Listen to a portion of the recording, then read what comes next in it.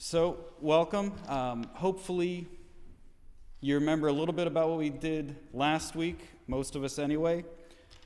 We'll do a quick recap, and then we'll open up in prayer. And I did want to mention, for anyone who if you end up watching the recording later, I told you last week I was going to experiment with it a little bit and try to maybe edit out some of me blankly, like staring at people as you guys answer, because this mic basically picks up me. That was a fool's errand. That is not happening. Watching myself for an hour to just edit out some stuff, that is not a good use of my time. So it's basically rolling on as it is, but we got good audio. I'm trying to clear the junk out of the background. So if you ever need to watch later, if you miss a week, there'll just be me, blankly staring and then talking. And being here is the best experience. Okay. Yeah. On the Zoom meeting, you can get the Aurora Borealis behind you. That'd be fun. Okay, so last week we had Hannah. Who was Hannah? We're going real quick. We have a lot to get to tonight. Hannah couldn't have a child. She prayed for a child and promised God that if God gave her a child, she would give him back. And that child was Samuel. And then we had the story of Eli, who was the high priest at the tabernacle. The temple's not built yet.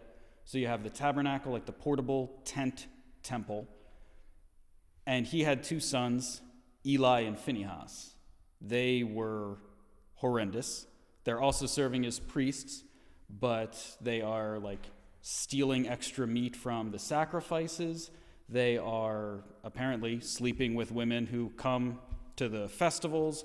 There's a lot going on with Phinehas and Hophni. Yeah. There's too many names, and we'll be done with them tonight, so no problem. Okay, so with Hophni and Phinehas, and the whole house of Eli, we had judgment pronounced by some unnamed prophet. He said that the line of Eli would not continue to serve as high priest. There wouldn't be old men in the house. They would all die young. And what was the sign that was going to come that this perpetual curse would be on them? Do you remember that? Wasn't it a priest who come out of Shiloh? That will happen as a result. There will be another priest to take that lineage.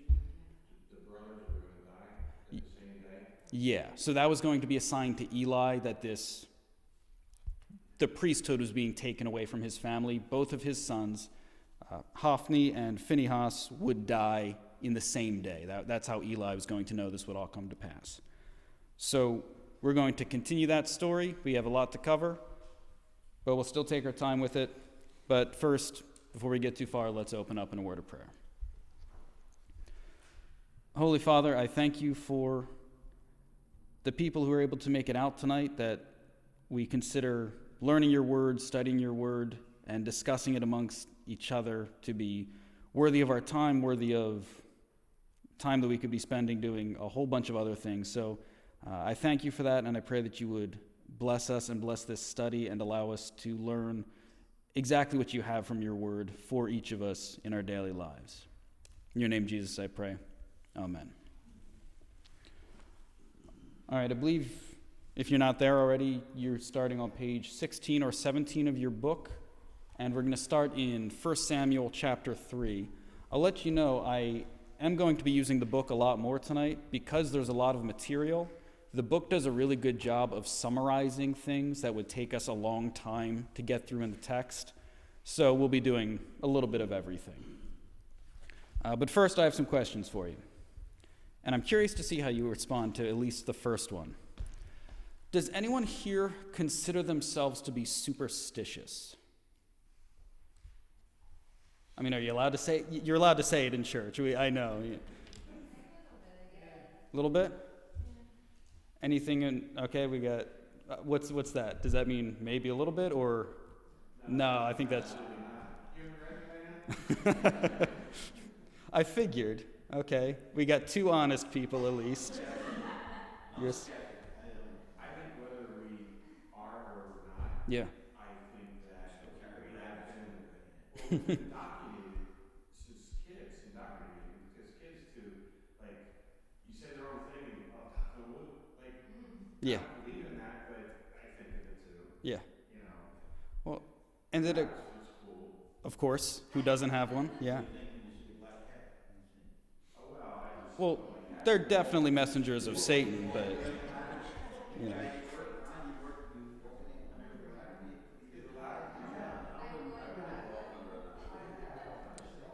Yeah. You break a mirror, 8 years bad luck or something like that. Something like that. Yeah.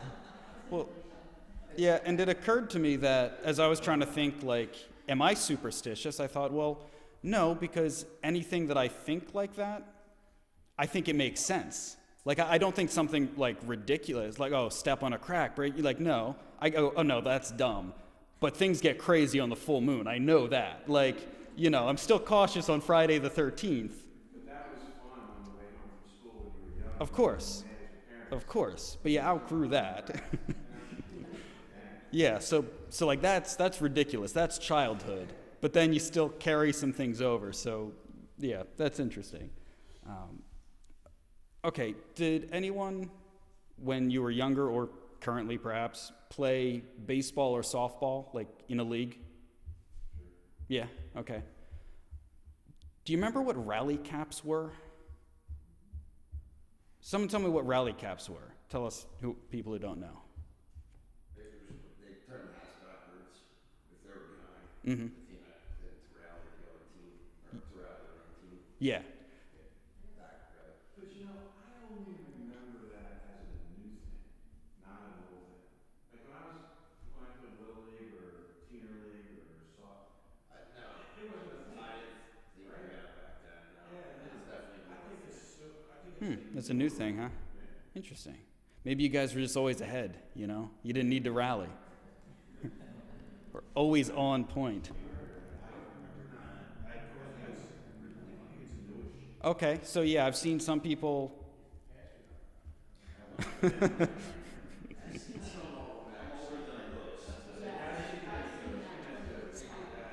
Yeah. Yeah, I remember turning them inside out because on my team, we always needed to rally. That was our problem. Okay, so the idea, it's kind of like, sort of, it's half rally, it's half like baseball superstition. It's like, oh, this is, it's a good luck type thing. Okay, it's like the guy who won't wash the jersey all season while you're watching football, because that's not superstitious, it just works, okay? So the point of all this, it's either on the bottom of page 17 or the top of page 18 for you. God taught Israel, I guess page 18. God taught Israel that he would not serve as a rally cap to change their luck in battles against the Philistines. God, in this lesson, will let Israel lose so they might learn how to win. What they really needed was a change of heart and a personal, worshipful relationship with him. That's a good overview of what we're about to look at. But let's start in 1 Samuel chapter 3, verse 1. And the child Samuel ministered unto the Lord before Eli. And the word of the Lord was precious in those days. There was no open vision. And it came to pass at that time, when Eli was laid down in his place, and his eyes began to wax dim, that he could not see, and ere the lamp of God went out in the temple of the Lord, where the ark of God was, and Samuel was laid down to sleep. All right, first of all, verse 1, the word of the Lord was precious. What do we mean by that?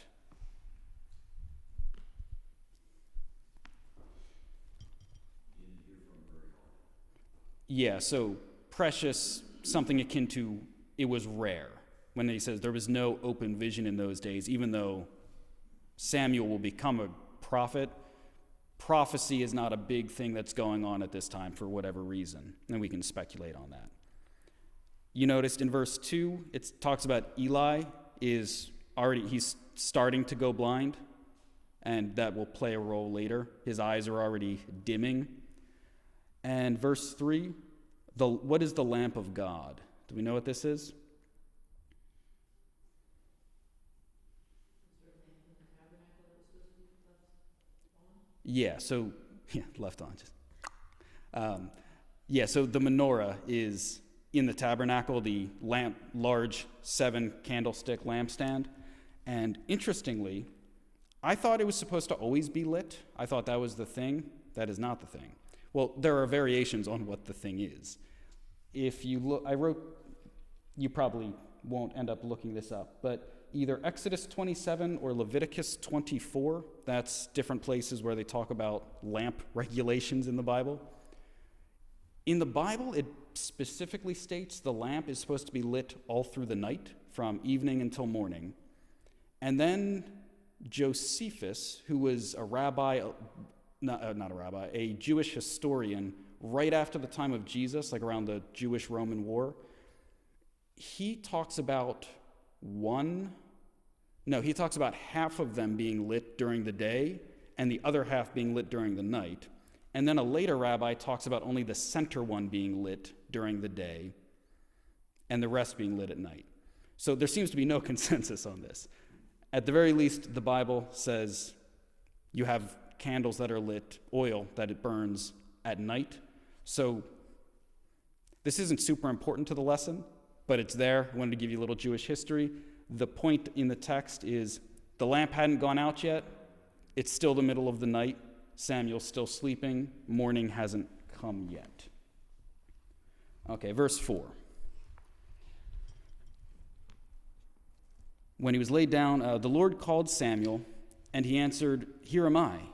And he ran unto Eli, and said unto him, "Here am I, for thou callest me." And he said, "I called not, lie down again." And he went and lay down. And the Lord called again, "Samuel." And Samuel arose and went to Eli.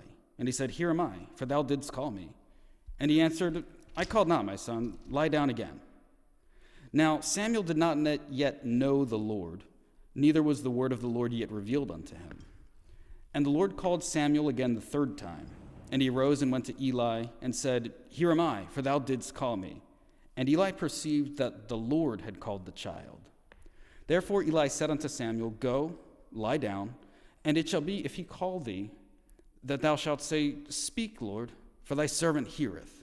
So Samuel went and lay down in his place. And the Lord came and stood and called as at other times, "Samuel, Samuel." Then Samuel answered, "Speak, for thy servant heareth." How do you imagine this scene? Did God sound like Eli? What's going on here? Well, we never heard before, and somebody speaking is only two people in the room. It's got to be the other guy. Yeah. Yeah, it kind of makes you wonder how big the space is. We talked last week a little bit about, who takes care of him as a child growing up, Samuel. They're clearly in the same area. Yeah, they're within earshot. They're probably in the same building that's set up for the priests. So you have a few things at play here, because Samuel hears him, and then did you notice at verse 10 when he finally gets it, the Lord came and stood and called to Samuel, and then they have this exchange. So you get an idea that maybe it's not just a voice, maybe it was at first, maybe when Samuel actually responds, he's actually seeing God in some fashion, in some incarnation. Not exactly sure. There's not a lot of detail, and it will get more confusing as we go. The text is not trying to help you understand what's happening exactly. Okay.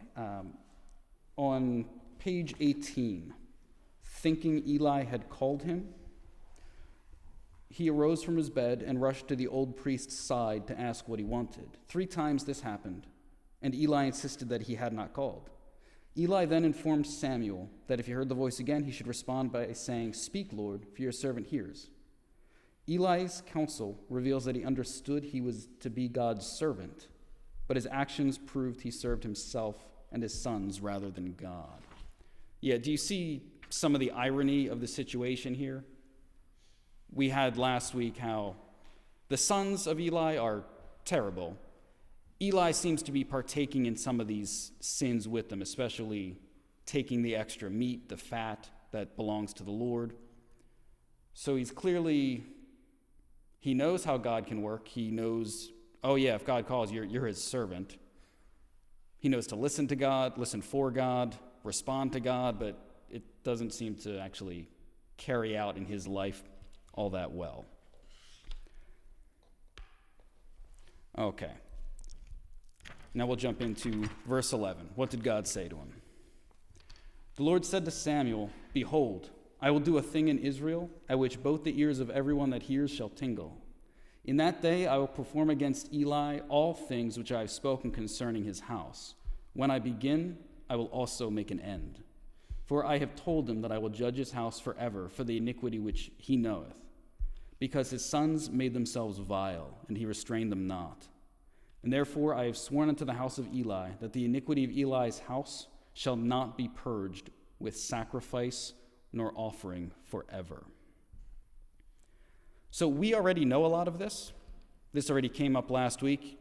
This is the first time Samuel seems to be learning that Eli's house is doomed. God is going to bring judgment.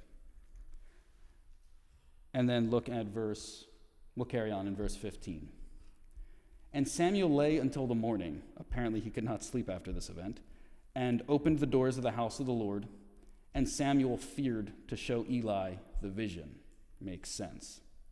"Then Eli called Samuel and said, 'Samuel, my son.' And he answered, 'Here am I.' And he said, 'What is the thing that the Lord has said unto thee? I pray thee, hide it not from me.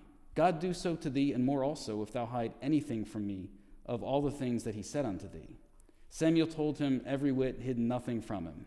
And he said, 'It is the Lord. Let him do as seemeth good.'" Okay, a few things there. Actually, page 19 in your book. "When morning came, Samuel was reluctant to tell Eli God's words about the future. Eli, however, insisted that Samuel tell him the entire story. He even threatened Samuel with a curse if he did not reveal God's message, if you caught that. Samuel obediently, perhaps fearfully, told all. To his credit, Eli responded to this dreadful message of divine judgment by saying, "It's the Lord. Let him do what seemeth him good." With that brief sentence, Eli humbly resigned himself to God's verdict. Yeah, what do we think about Eli at this point? We saw him last week. Good guy, bad guy? Is he redeeming himself a little bit? How do we feel about this man? He's sad. He's sad? Yeah, because he knows what's right and doesn't do it. Or didn't do it. He's too old, he should retire. I know he's a little senile, stuff missing upstairs, maybe, Sure. Seriously, I mean, he's 90-some years old. I was gonna ask how old is he? Yeah, he's 90-some years old. Yeah, so maybe he didn't have the energy, like, Mm-hmm. to fight it, to fight the tide, you know what I mean? Yeah. Even though he knew, Mm-hmm. 'cause It's a rough combo. Yeah. Okay. A few different ideas here. Okay, I like it. Okay, verse 19. "And Samuel grew, and the Lord was with him, and did let none of his words fall to the ground. And all Israel, from Dan even to Beersheba, from north to south, whole country, knew that Samuel was established to be a prophet of the Lord. And the Lord appeared again at Shiloh, for the Lord revealed himself to Samuel in Shiloh by the word of the Lord." Now, the book doesn't touch this. I looked at 2 commentaries. They don't touch it. Verse 21, it was all pretty straightforward. Samuel's crushing it. The Lord appeared again in Shiloh. The Lord revealed himself to Samuel in Shiloh by the word of the Lord. Any guesses what we're talking about here? I don't have a solid guess. I have as much of a guess as anyone else, so I guess I can say that. What does that mean? He revealed himself by the word of the Lord. Came to Samuel again, perhaps, and just spoke with him like he did the first time. Mm-hmm. So you would consider the word of the Lord more like, again, this audible communication. Okay. Because we have, I guess you have the Torah. They wouldn't really have anything else. They would have the law at this point. So, because when we think the word of God, typically you're talking about the Bible. I think you're probably more on the right page. No pun intended. Sorry. But so this whole event with Samuel interacting with the Lord, so far we have a voice, we have someone standing by him communicating. If you caught at the end of verse 15, Eli, last word, Eli referred to it as a vision. And then you have the Lord revealed himself by the word of the Lord. So what's happening here? Not entirely sure. There's a few different avenues. Could it mean that by what Samuel was told, then it came to pass in this verse? So it's kind of like the word of the Lord kind of showed itself to Samuel? That's possible. Yeah, I'm not sure. I wasn't asking to get a right answer per se. With this, it's definitely vague, and that's okay. Nothing wrong with that. But it's interesting at the very least, hopefully. All right, let's, on page, probably towards the bottom of page 19, starts in the period of Israel's gross sin. Now, I'll stop right there, though. We'll keep going eventually. We haven't necessarily heard about any gross sin from the country in this study. What are we talking about? What was that? Idol worship. Yeah. Yeah, because we still have to remember it hasn't been talked about heavily in 1 Samuel, but this is right at the end of the Judges, which is nothing but a constant cycle of them worshiping false gods, having all sorts of problems, and doing their own thing. So they're still in this mode. All right, in the period of Israel's gross sin, God permitted Israel's perennial enemy, the Philistines, to attack Israel. 1 Samuel 4:1 reports that Israel went out to battle with the Philistines. The soldiers of Israel took up a position at Ebenezer, while the Philistines dug in their heels at Aphek. In the ensuing battle, Israel suffered a stunning defeat, losing 4,000 foot soldiers. The loss of life should have caused the remaining people to realize that their wickedness and spiritual indifference had caused the humiliating defeat. They correctly asked, "Wherefore, why has the Lord smitten us this day before the Philistines?" The Lord did cause their defeat, but instead of repenting for their obvious sinfulness and seeking the Lord for spiritual guidance, they decide to bring the sacred Ark of the Covenant to the battlefield so it might save them from the Philistines. Okay? That's the situation we have right now. If you want to look in chapter 4, we'll start at verse 4. So the people sent to Shiloh that they might bring from thence the ark of the covenant of the Lord of hosts, which dwelleth between the cherubim. And the two sons of Eli, Hophni and Phinehas, were there with the ark of the covenant of God. And when the ark of the covenant of the Lord came into the camp, all Israel shouted with a great shout, so that the earth rang again, the earth trembled. And when the Philistines heard the noise of the shout, they said, "What meaneth the noise of this great shout in the camp of the Hebrews?" And they understood that the ark of the Lord was come into the camp. And the Philistines were afraid, for they said, "God is come into the camp." And they said, "Woe unto us, for there has not been such a thing heretofore. Woe unto us! Who shall deliver us out of the hand of these mighty gods? These are the gods that smote the Egyptians with all the plagues in the wilderness." And Philistine pep talk, "But be strong, quit yourselves like men, O ye Philistines, that ye be not servants unto the Hebrews, as they have been unto you. Quit yourselves like men and fight."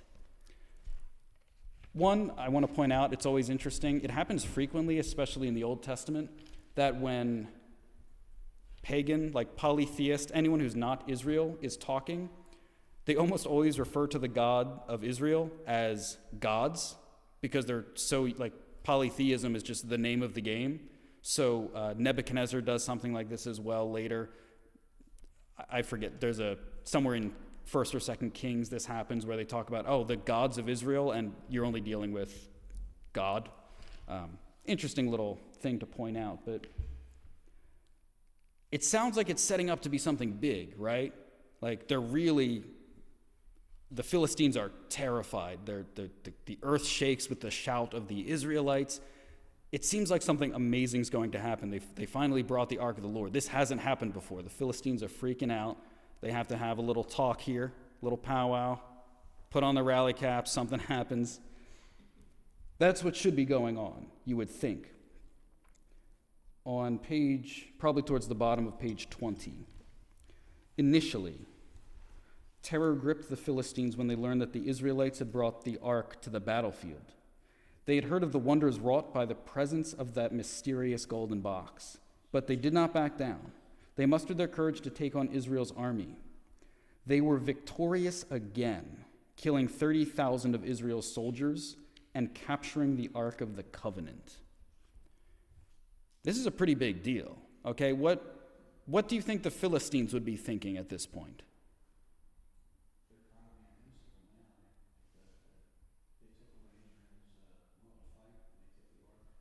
Yeah, probably think they're invincible, for sure. That the God of Israel, or gods of Israel, in their case, is powerless against them. Yeah. It's their gods, Baal and whoever else they have. Yeah. Within war in the ancient Near East, there's always theology at play. If I can win the battle, my God has beaten yours. So what is Israel thinking? Their God is better than their God. Yeah, you could think that. If you're going in that direction. Yeah.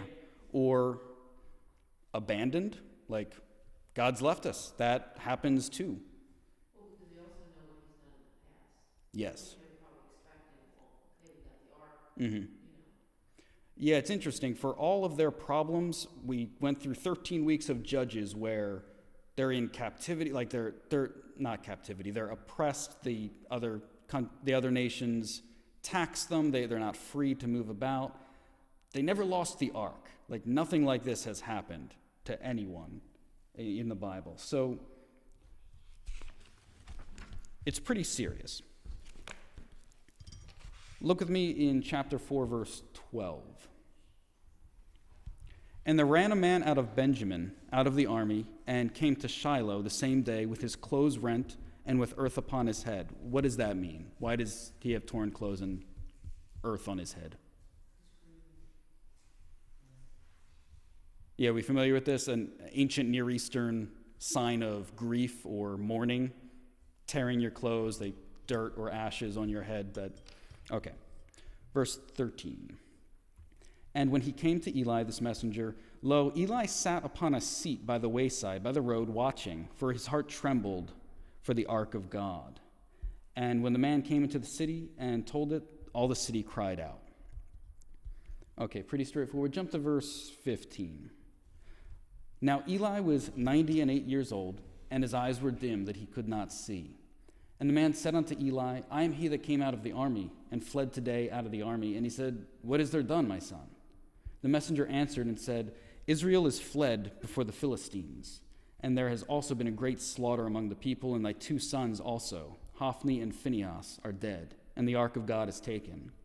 And it came to pass, when he made mention of the ark of God, that he fell from off the seat backwards by the side of the gate, and his neck broke, and he died.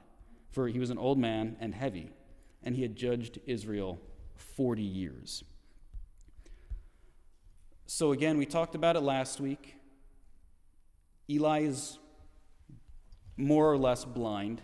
He's sitting on a seat by the side of the road, waiting. So I imagine he probably has some level of vision, but enough that he's considered blind. And he's also heavy. And again, this isn't just pointed out to give you physical characteristics, which the Bible rarely does unless there's a purpose to it. We said just like with King Eglon in Judges, he was large, he was fat because of the sin that he was partaking in. Eli was involved in taking sacrifice that should be God, the fatty sacrifice, the good meat, and he's like fat in his sin. He's filled up with it in a sense. So we have that here, we have his end. And then look real quick at verse 19. And his daughter-in-law, Phinehas' wife, she was with child, near to be delivered. And when she heard the tidings that the ark of God was taken and that her father-in-law and her husband were dead, she bowed herself and travailed, for her pain came upon her. And about the time of her death, the woman that stood by her said, "Fear not, for thou hast borne a son." And she answered not, neither did she regard it. And she named the child Ichabod, saying, "The glory of God is departed from Israel, because the ark of God was taken, and because of her father-in-law and her husband." Okay, so one, Ichabod, that's an English way to say it. Chabad, which is probably Habad, is glory, and the I in front of Chabad would be like no, none, no, anti type thing. So no glory. The ark of the Lord is taken, the glory of God has departed out of Israel. That's what she names her son. And it makes me wonder, like, now I want to read. I don't think I've ever read the original Sleepy Hollow. Like, was there more going on there? That's a very specific name that is not very common. I wonder if that author was playing at something that I haven't seen looking at the story. Okay, in your book, question 11. These are real quick, no trick answers here. What news in particular did Eli find so disturbing that it caused him to fall? The ark. When Eli's daughter-in-law heard the news, what did she believe was the most dreadful part of the message? The ark. Yeah, sorry. Only I could see you shaking your head. It wasn't trying to be pushy there. Yeah. So,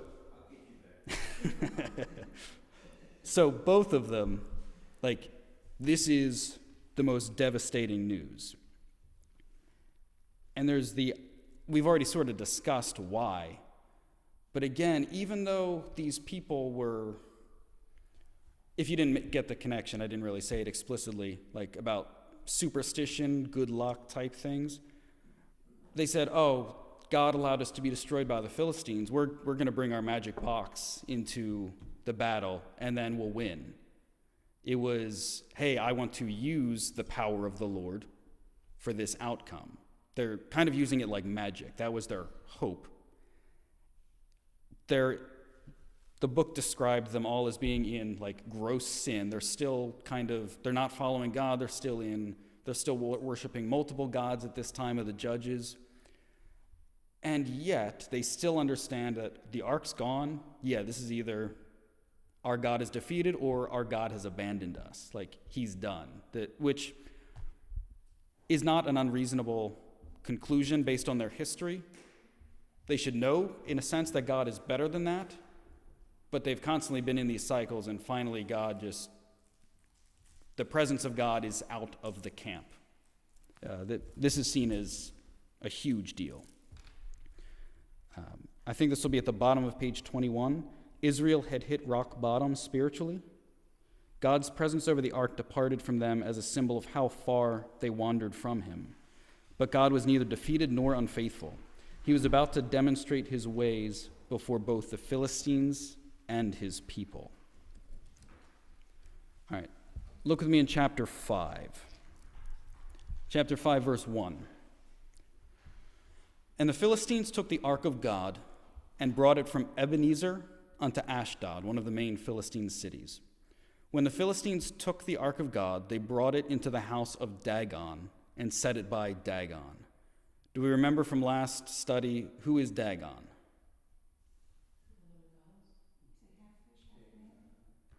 Yes, all correct.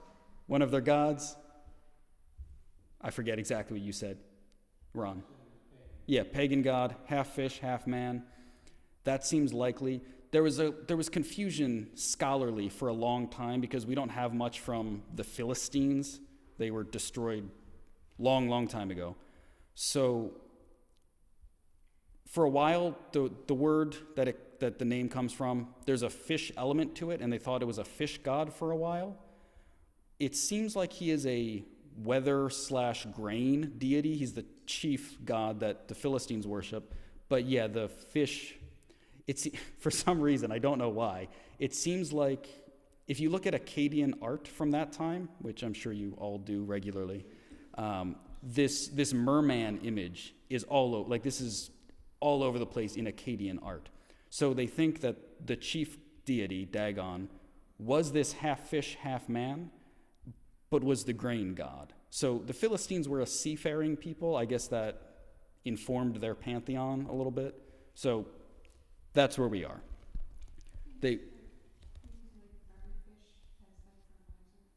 Oh, that's a really good point. I did not know that. That makes a lot of sense. Awesome. Did everyone hear Kim? She said that they used to bury fish, basically let it decompose, and then it would fertilize the crops. Which, yeah, I mean, it makes sense. I never thought of that. I always think of fertilizer, like that we use, I never buried a fish. I actually have. What? I've actually buried a few fish. Well, yeah, but it wasn't for grain. But I knew that spot was going to be Yeah. Oh, good. I got you. Okay. Sharing some ancient Akkadian wisdom here. Okay, good. All right, so the Ark of the Covenant was brought into the house, the temple of Dagon. Verse 3.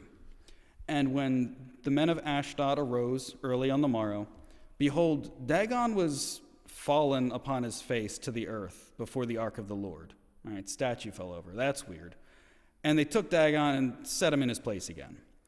And when they rose early again on the morrow morning, behold, Dagon was fallen upon his face to the ground before the ark of the Lord, and the head of Dagon and both the palms of his hands were cut off upon the threshold. Only the stump of Dagon was left to him. I find that a really funny, stump. It's just a funny word that they chose for that. But okay, so that's... So what do you make of that? What do I make of that? Oh, okay, so... God's power coming through the ark to just kind of knock it over?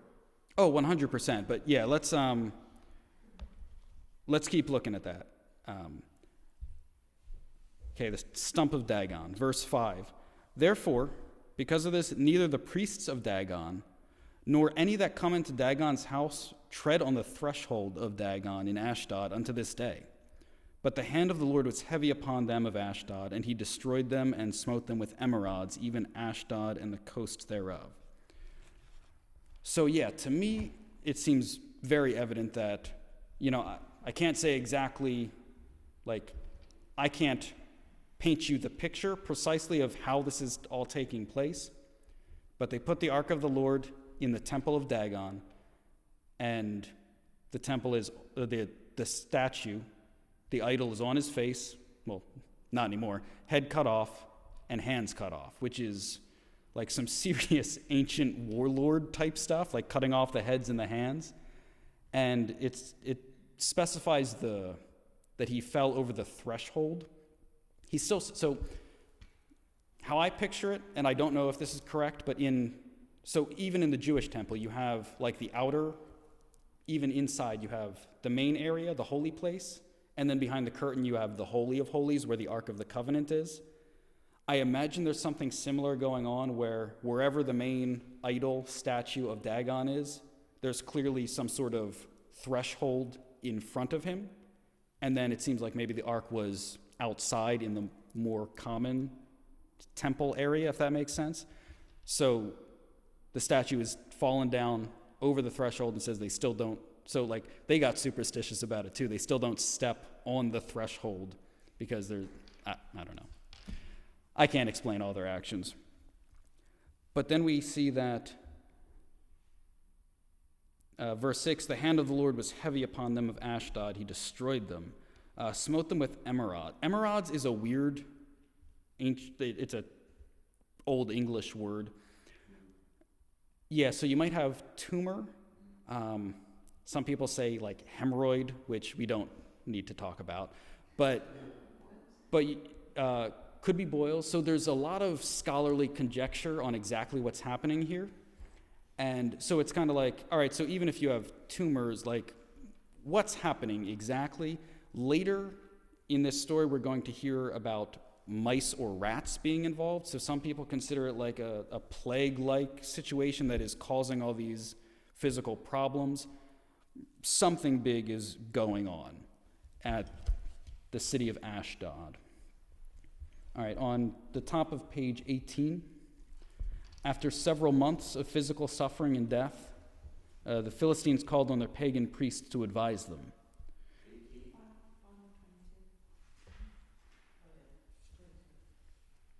22? Oh, I'm sorry. I was looking at the wrong number. Yep, bottom of 22. Nailed it. Excellent work, Kim. After 7 months of physical suffering and death, the Philistines called on their pagan priests to advise them. The advisors told them to return the ark to Israel, along with the chest holding 5 golden mice or rats and 5 golden replicas of the tumors as a guilt offering to appease the Israelites' God. The advisor recalled that the Egyptians paid dearly with their lives when they hardened their heart against God.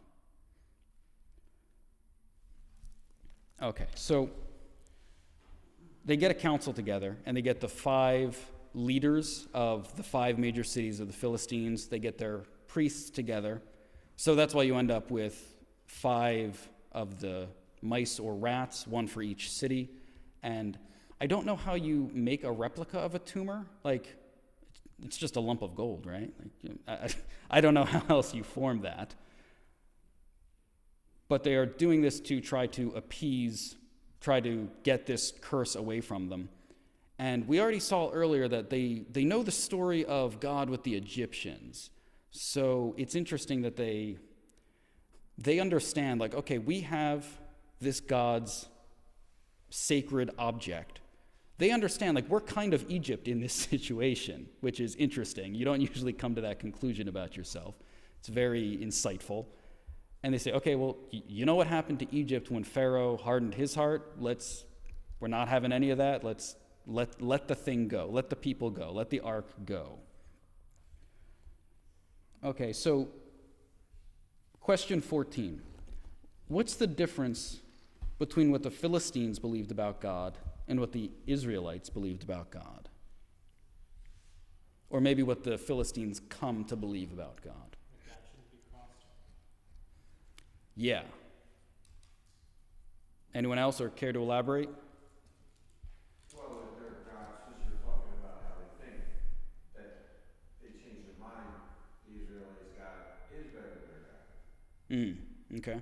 Well, because they're going to give it back because they're going to suffer more consequences. Yeah. So they must have, I mean, you were saying that almost all the different cultures, when the battle, if they won, their God was better than their God. Yeah. No matter who you're talking about. Yeah. Yeah, at the very least, they understood, so like,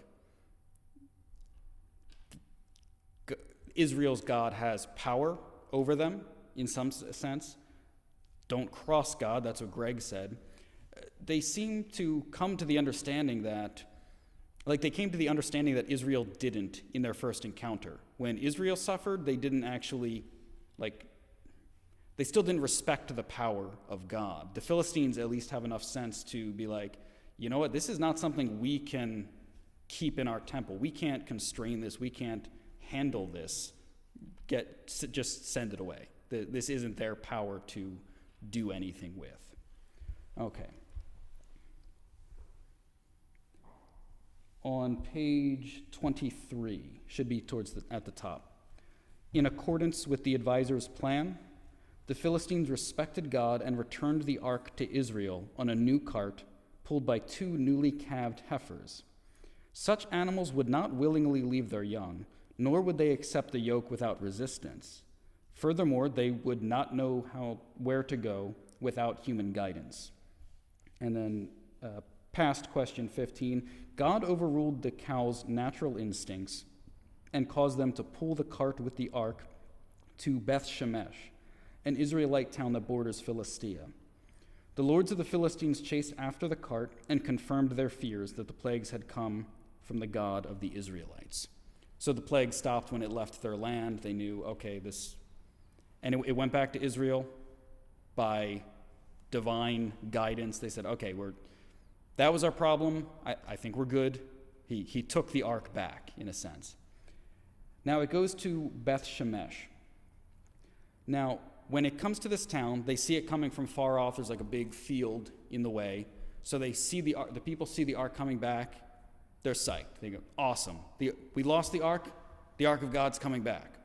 So when it comes to the town, they take the ark, they put it onto there's a large rock. It's like the Rock of Abel. I don't know. It's a landmark that was apparently meaningful back then. And they dismantle the cart. They use that as wood for an altar. And then they sacrifice the cows, do a sacrifice to God. Seems like it's going very well. And then they do what I call pulling a Raiders. So if you've seen Raiders of the Lost Ark, after being excited, being properly handling the ark, sacrificing to God, they open the ark. And a ton of people die. So, verse 21. What are we, chapter? Nope. Yeah, chapter 6, verse 21.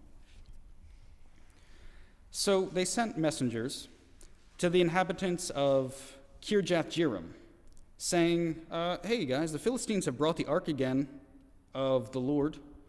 Come down and fetch it up to you. They kind of gloss over the details and like, besides the fact that like thousands of people in the town died, hey guys, by the way, the Philistines sent the ark back. Why don't you guys take it? And they just move it along. So it's a strange scenario. I don't know. I guess that's the only place in the Bible we actually have anything like that happening, which from Raiders of the Lost Ark, you think that would happen more often, but no, apparently this one time was a sufficient lesson. That's the third thing, actually, that whoever wrote that film, Yeah. it was for fun, but that's the third correlation to what you said tonight. Mm. The eye thing, of course, with looking at it, right? But if you think about how you first asked about the Israelites and what they thought at the time, behavior-wise, like they didn't really think about stuff. They were surprised that they lost, and they almost treated it like, in my opinion, they almost treated it like an idol that they were so guilty of praying to idols that they looked at the ark more as a weapon. Mm-hmm. As opposed to having their faith in the Lord and then the Lord, having power through that. Mm-hmm. And then so that was the whole reason in the fictional movie. Mm-hmm. The guy who wrote it said Hitler was collecting all of these different objects for their spiritual power. Mm-hmm. Again, using it, attempting to use it as a weapon. And then the part where it's in the temple of Dagon, Mm-hmm. and Dagon falls over and the whole thing. Well, again, the writer of the movie, once the Nazis took it, put it in their crate, put their markings on it as it drove into the truck, there were rats on it, there was a humming, and then there was the Nazi signs just all burned up. So the guy clearly must have looked a little bit into this and interpreted it a different way for a different purpose. Yeah. So you're saying Indiana Jones, perfect modern retelling of 1 Samuel. It's not bad. But instead of the Israelites pulling the Raiders pulled an Israelite. They did. They did. So next time we have a church movie night with Raiders of the Lost Ark, that's what I'm hearing? Okay. Good. All right, let's look in chapter 7. Chapter 7, verse 2. All right, so it came to pass, while the ark abode in Kirjath-Jearim, that the time was long, for it was 20 years. Big time jump. And all the house of Israel lamented after the Lord. They are mourning their sin. They are finally in a position to seek the Lord. Verse 3, and Samuel spoke unto all the house of Israel, saying, if you do return unto the Lord with all your hearts, then put away the strange gods and the Ashtaroth from among you, and prepare your hearts unto the Lord, and serve him only, and he will deliver you out of the hands of the Philistines. The children of Israel did put away the Baalim and the Ashtaroth and to serve the Lord only. Samuel said, "Gather all Israel together at Mizpah, and I will pray for you unto the Lord." And they gathered together at Mizpah and drew water and poured it out before the Lord and fasted on that day and said there, "We have sinned against the Lord." And Samuel judged the children of Israel in Mizpah. And when the Philistines heard that the children of Israel were gathered together in Mizpah, the lords of the Philistines went up against Israel. And when the children of Israel heard it, they were afraid of the Philistines. The children of Israel said to Samuel, "Cease not to cry unto the Lord our God for us, that he will save us out of the hand of the Philistines." So, awesome start. We had a 20-year jump, but they're finally at a place where, like, okay, this has gone on long enough. We are going back to God. We need to serve him right. And Samuel is right there to fill that spot. They decide that, okay, we're getting rid of all of our idols. We're only going to worship the Lord God of Israel. And he said, okay, we're going to have a special day, like a big rededication in a sense. Gather at Mizpah. They're fasting. And then you have the sneaky Philistines. So it's like attacking on Christmas Day. Like they're in the middle of this repentant, fasted service where there's probably sacrifice involved. Samuel's praying for them. And the Philistines come and attack. Okay? Look at verse 9. And Samuel took a sucking lamb and offered it for a burnt offering, holy unto the Lord. And Samuel cried unto the Lord for Israel, and the Lord heard him. And as Samuel was offering up the burnt offering, the Philistines drew near to battle against Israel. But the Lord thundered with a great thunder on that day upon the Philistines and discomfited them, and they were smitten before Israel. The men of Israel went out of Mizpah and pursued the Philistines and smote them until they came to Beth-kar. Then Samuel took a stone and set it between Mizpah and Shen, and called the name of it Ebenezer, saying, "Hitherto has the Lord helped us."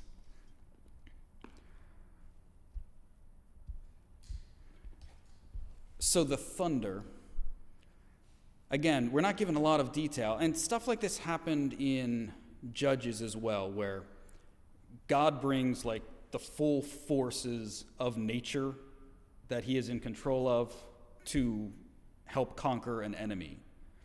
So one, it's great that they have genuinely turned back to God after all this time. Question 17 in your book. Compare the battle scene at Aphek in 1 Samuel with the battle scene at Mizpah. So whatever strikes you, the first battle where they lost the ark and this battle. Compare and contrast. What do you see?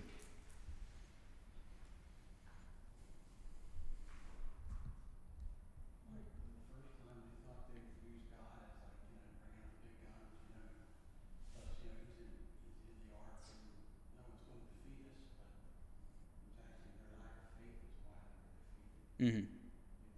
Paul said they were using the ark as a weapon rather than their faith in God into the battle. Yeah. Okay. Good. In my mind, they're done with idolatry because the ark is a picture of a God Mm. and the presence of a God, and they were counting on that before. Mm-hmm. Not the real presence of God there in his power. This time, it's just the opposite. Yeah. They're actually counting on the person of God and his presence to help them win. Mm-hmm. And they're having Samuel do the intercession. Yeah. Yeah, because the ark's still at Kirjath Jearim. It's not a Mizpah. Like the ark is nowhere to be seen. And nobody suggested they go get it. Yeah, what did they suggest? What's that? What did they suggest this time? Asking Lord to intervene. Yeah. Yeah, the very person of God. Yeah, pray to God. He said, okay, this holy man, our prophet, pray to God for us. And whatever God did seems like some serious, crazy thunderstorm that took place that confused and rattled and alarmed them, the Philistines, enough that they go into full retreat, and Israel takes that opportunity of their scattered ranks to kill a whole bunch of them and chase them out of the land. And then you have the not a big thing in the text, but you have the Ebenezer, the stone that ends up being like a reminder of where God helped them, pushing the enemy back. Is it Come Thou Fount? One of the renditions of that. There's like 3 different versions of that hymn. But that phrase, sometimes the word Ebenezer and sometimes the actual phrase, without the melody, I can't remember exactly what it was, but something about this far the Lord has helped me. Oh. What do you suppose was the size of that stone? I mean, when you read just the face value, Yeah. So Samuel took stone. He took a rock. But then it mixed up all the other stuff. So it had to be Samuel and a bunch of other people under his command got this, right? I mean, it had to be something like that. In order for it to be a symbol. It's got to be something big enough that it works as a memorial, a symbol. And it is funny that it says that. So I don't know if is this one big stone? Are we talking about another? I mean, they make the altar, the pillars, all the time throughout the Old Testament. Could be a big stone that's marked somehow. No, that's good. Yeah. It's just weird the way it's written. Yeah, no, I understand. Yeah. Yeah. Yeah, and they do this often, even if you remember. So coming out of Egypt, they crossed the Red Sea, and then 40 years goes by, they wander, that generation dies off. The generation that goes into the promised land with Joshua, they cross the Jordan, and he has a man from each tribe take a very large stone across the river, and they set up this monument, and they say hey, when your kids ask in future generations, what's this altar, what's this pillar mean? Tell them it's about what God has done here by bringing us through the wilderness, through the Jordan. Seems to be something similar here, and it tends to act, based on the geography here in Samuel, it's almost acting like a border stone, like a boundary marker, because they pushed the Philistines back out of the land. So kind of like a memorial of almost like retaking the promised space, if that makes sense. I don't know what it looks like. I tend to go into other more interesting details that I find interesting when I don't have a clear answer for you. So when I ramble, it means I don't know what your question actually was. But yeah, so some sort of stone big enough to. Didn't somewhere interesting too they built, as they just talk about the stone, was there a well that was built at one point to mark something? Yeah, I was going through Genesis this week, and wells are everywhere. If you're one of you're not a patriarch if you didn't dig a well. Everything happens at wells in Genesis. Yeah. Well, and yeah, it is. Yeah, the fact that you're responsible for a source of life in a difficult land, and a lot of the marriages not the marriages themselves, a lot of especially at least Isaac and Jacob, their wives are found at wells. There's something strong with the life-giving property and the patriarchs of Israel and their families. So, there are a lot of memorial-type situations that get set up for them to remember what God has done for them. Okay.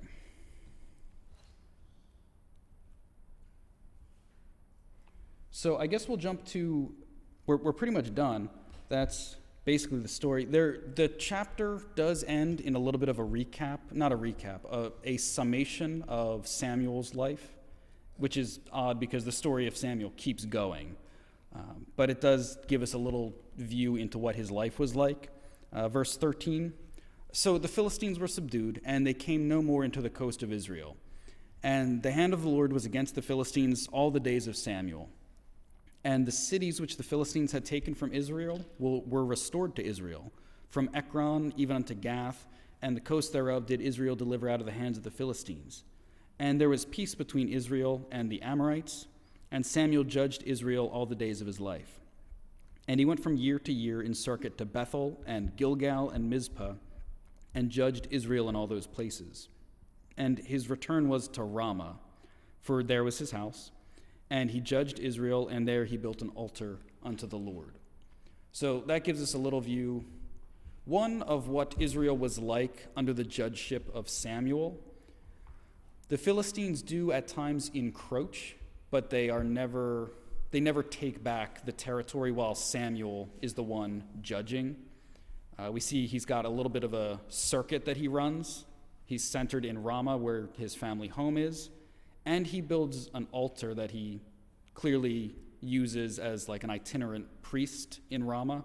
So I think last week we had talked a little bit about, like, do they all come to the tabernacle like Hannah and her family did?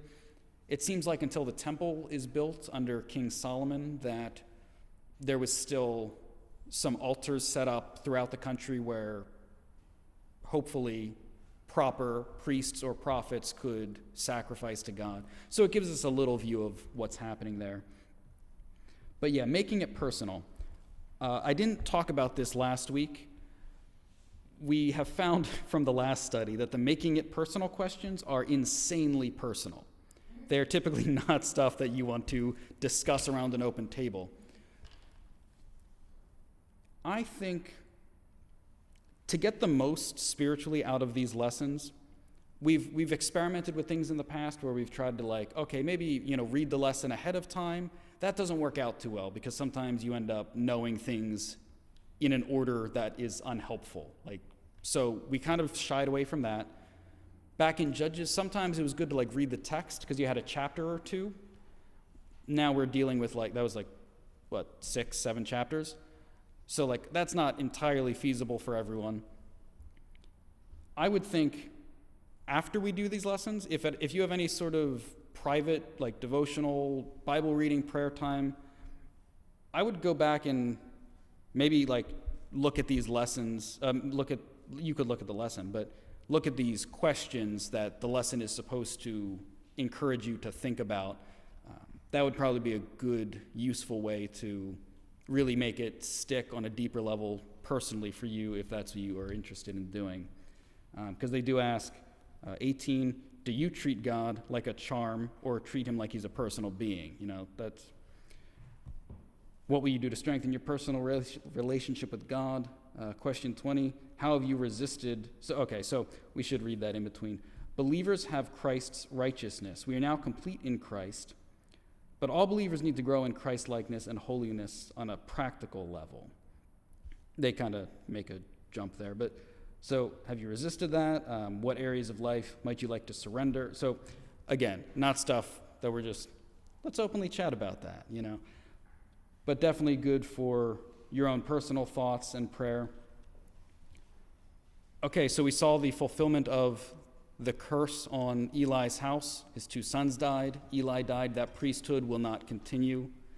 And we have all of Israel under the judgeship, the leadership of Samuel, finally turning back to God in a meaningful way. And we find that when they actually treat him like God, as he deserves to be treated, he once again is faithful to his promise and comes through for them in the end. So we can close. Any thoughts, questions, comments, concerns before we go? Good? Okay. Big, thorough lesson. Let's close in a word of prayer.